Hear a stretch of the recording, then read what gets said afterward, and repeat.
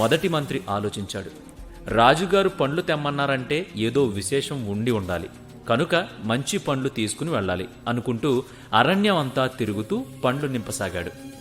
ఇక రెండో మంత్రి ఆలోచన ఎలా ఉందంటే, రాజుగారికి పండ్లకు ఫలాలకు లోటు ఉండదు, అయినా సరే మమ్మల్ని అడవికి పంపించారు, సరే ఏదోలా ఒక బస్తా నింపేస్తే చాలు అనుకుంటూ కంటికి కనిపించిన పండ్లు అంటే తాజా, వాడిన, పుచ్చిన భేదభావం లేకుండా దొరికినవన్నీ సంచిలో నింపడం మొదలుపెట్టాడు.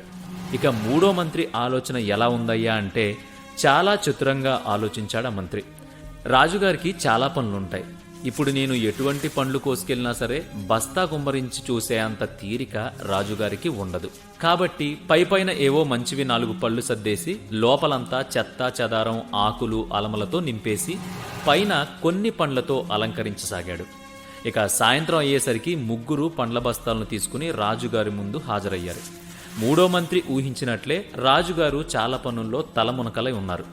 కనీసం బస్తా వైపు కూడా చూడనైనా చూడకుండా సైనికులను ఇలా ఆదేశించారు.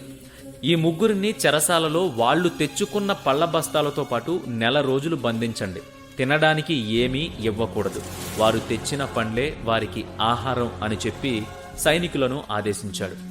ఇక మొదటి మంత్రి చక్కని తాజా పండ్లు మూలంగా ఎలాంటి ఆకలి బాధ లేకుండా శిక్షాకాలం పూర్తి చేసి తిరిగి ఆస్థానం చేరుకున్నాడు. ఇక రెండవ మంత్రి కొన్ని రోజుల వరకు బాగానే తిన్నా కుళ్ళిన, వాడిన పండ్లు మిగతా రోజుల్లో తిని తీవ్ర అస్వస్థతకు గురై మంచాన పడ్డాడు. ఇక మూడవ మంత్రి విషయానికొస్తే పైపైన అలంకరించిన పండ్లతో 2 రోజులు మాత్రమే గడపగలిగాడు. తరువాత వచ్చే ఆకులు, అలమలతో మరో వారం పాటు మాత్రమే గడిపాడు. తర్వాత ఆకలి బాధ తట్టుకోలేక చేసిన పనిని తలుచుకుంటూ కుమిలిపోతూ ఆకలితో చనిపోయాడు. దీన్నే కర్మ అంటారు. మనం చేసిన పనులకు తగిన ప్రతిఫలం తప్పక లభిస్తుంది. మంచి కర్మలకి మంచి, చెడు పాపకర్మలకు చెడు పర్యవసానాలు తప్పవు. 1000 గోవుల మంద ఉన్న దూడ ఖచ్చితంగా తన తల్లి దగ్గరికి ఎలా పోగలదో మంచి చెడు కర్మలు కూడా అలాగే మనల్ని వెదుక్కుంటూ వస్తాయి. ఇదే కర్మ సిద్ధాంతం పనిచేసే తీరు. అందుకే మనం చేసే పని ఏదైనా చేసిన కొద్ది సమయంలో శ్రద్ధగా చేసినట్లయితే దానికి సంబంధించిన ప్రతిఫలం మనకి ఖచ్చితంగా ఒకానొక రోజు దొరికి తీరుతుంది.